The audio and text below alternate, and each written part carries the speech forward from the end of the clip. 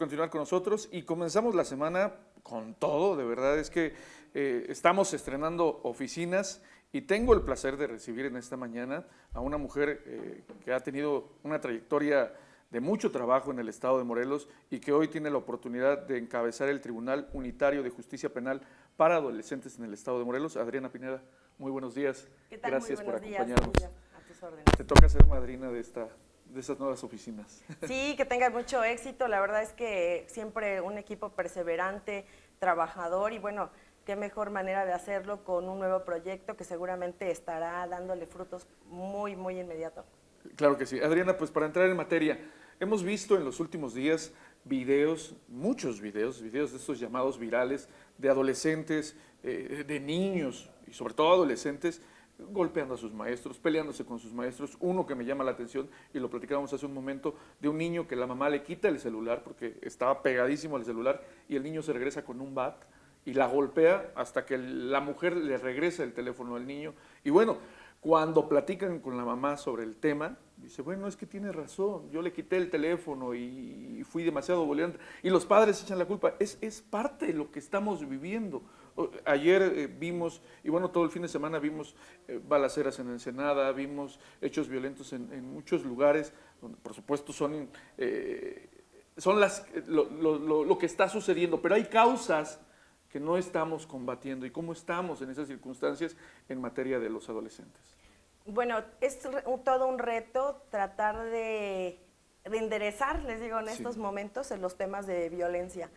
Generalmente estamos los adultos con la expectativa de que detrás de nosotros vienen los niños, niñas y adolescentes y los jóvenes, adultos jóvenes, y que a ellos les corresponde construir el futuro, ¿no? Incluso les llamamos que son el futuro, pero yo quiero decirles que no es el futuro, es el presente. Claro. Y que cada quien en la etapa de la edad que tiene le corresponde una responsabilidad. Por ejemplo, a los papás les corresponde trabajar en la educación de sus hijos.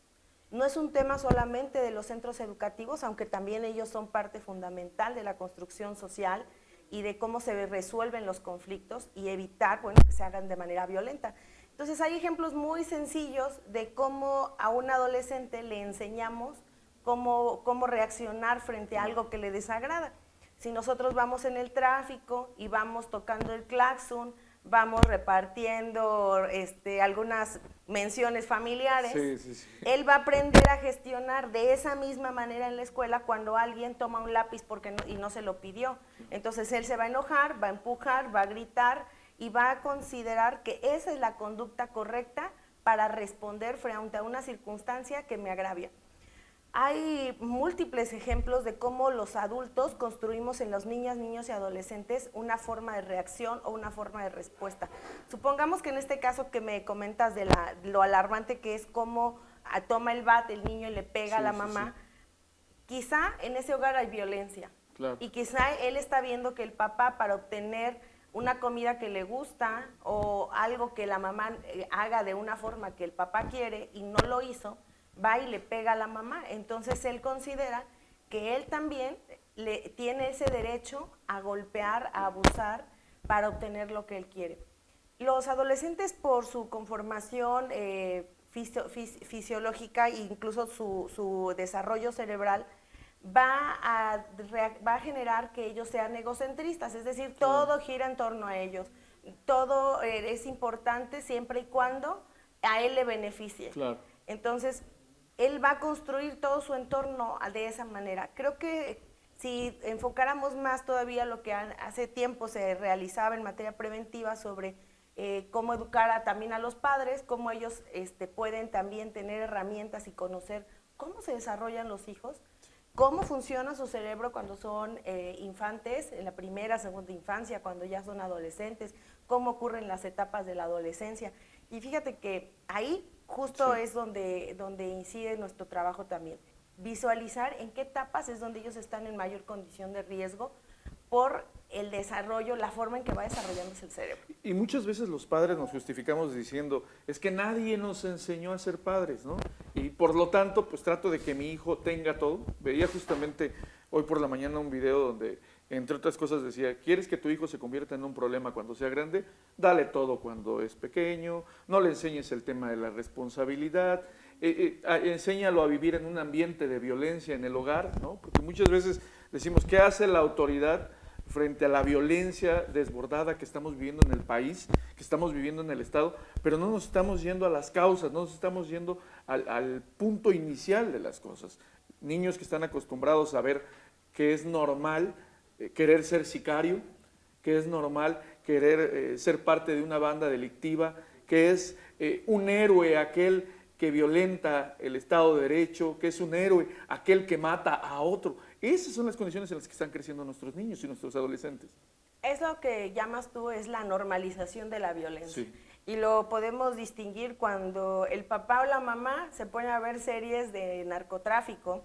Y con los niños a un lado, y con ¿no? los niños a un lado, e incluso utilizan el lenguaje asociado a esas conductas. Sí. Entonces tú ya ves que de repente en un teléfono alguien contesta todo el tiempo, arre, pariente, vámonos, ¿no? Entonces, y la por verdad decirlo es que, menos. Por decirlo menos, pero hay múltiples formas en las que nosotros vamos sembrando en esa semillita, sí, que es el niño, la niña o el adolescente, un comportamiento. Entonces, la normalización de la violencia también viene cuando ellos se despiertan y ven en un noticiero y les ponen las noticias, el niño está otro muerto aquí, otro muerto allá, la balacera por aquí, el ataque por allá, y entonces ellos empiezan a tener una convivencia en un ámbito donde eso se normaliza, donde ya no es escandaloso esa circunstancia. Y fíjate que las estadísticas, cuando las revelamos luego nada más en número, sí, como que no tuvieran tanta trascendencia. Pero, por ejemplo, mira, nada más este año, el delito que más se ha cometido o que ha sido judicializado y que está en nuestras carpetas es el de abuso sexual, que son 7 casos. Pero si a ese de abuso sexual le sumamos, por ejemplo, el delito de violación agravada además, que son 3 adolescentes más, ya llevamos 10 con una característica de un delito de índole sexual. Entonces tendríamos que replantearnos qué estamos haciendo en las escuelas, qué estamos haciendo los padres, qué está haciendo la comunidad para acercarles información. Claro. Porque eso trae aparejado también temas de embarazo adolescente, por ejemplo.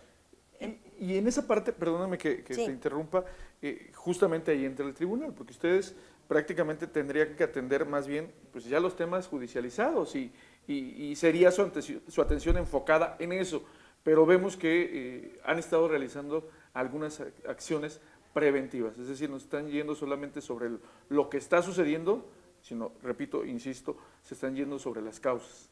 Fíjate que afortunadamente en el 2016, cuando crean la Ley Nacional ya de un Sistema Integral de Justicia Penal para Adolescentes, le agregan algo que es el libro quinto, que compila las prácticas internacionales en materia de prevención.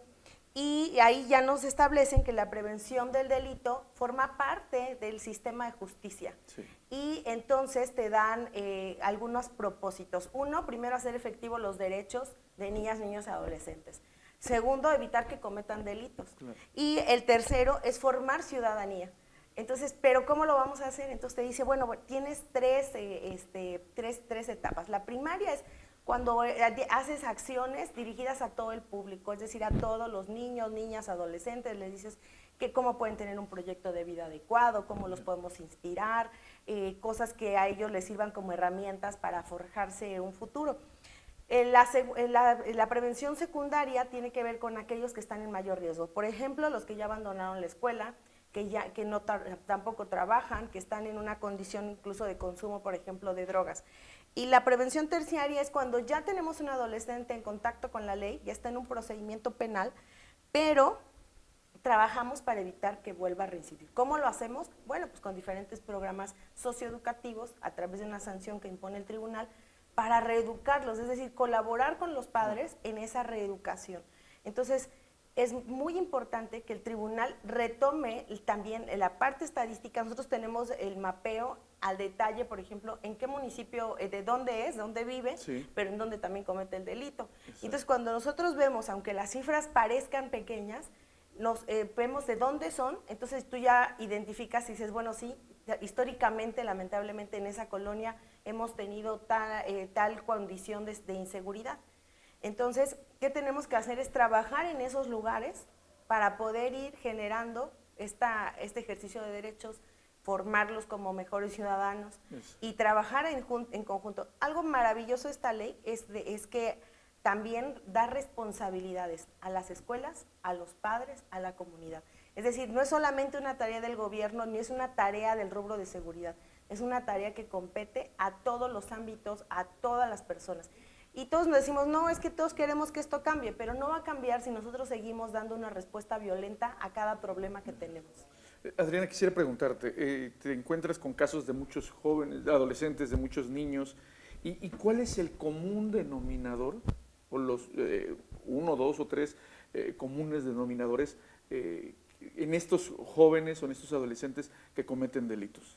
Fíjate que también ahí la encuesta del INEGI de los adolescentes dentro del sistema de justicia penal, el año pasado, que levantaron el año pasado, pero que acaban de publicar, hace unas precisiones muy interesantes. Una dice, de todos ellos, la mayoría han tenido condiciones de violencia familiar. Sí. De entre los 10 y los 15 años, por lo menos una vez se han ido de su casa. Y cuando les preguntan las causas por qué se han ido de su casa es, porque yo quería hacer lo que yo quisiera. Entonces ahí lo asociamos con lo que tú decías hace un rato, ¿no? O sea, yo quiero hacer lo que sea porque en la primera y segunda infancia tampoco se ocuparon de decirle las reglas, tampoco le dije de decirle llega temprano a la escuela, ponte el uniforme adecuadamente, volea tus zapatos, que parecen cosas mínimas, pero que van implicando el cumplimiento de reglas de convivencia social y son formativas. Si los papás, para evitar que el niño delata desde los 2 años o antes, les dan el celular o una tablet, el niño después pues va a decir, oye, tú me lo dices de chiquito, en su mente no existe esa restricción. ¿Por qué? Porque tú lo validaste desde pequeño. Entonces, sí es muy, muy relevante estas características que reveló la encuesta porque nos detallan en una radiografía muy interesante cuántos adolescentes han convivido con padres, hermanos o familiares cercanos en que consumen alcohol, tabaco y drogas. Entonces eso es alarmante, el contacto que tienen desde tan pequeños con el mundo de las adicciones. Es normal que se viva así. Así es. Entonces, si hay violencia en la casa, si han sufrido maltrato, si tienen que trabajar, hay mucho trabajo infantil, por mucho que digamos que no existe o que no es tan alarmante.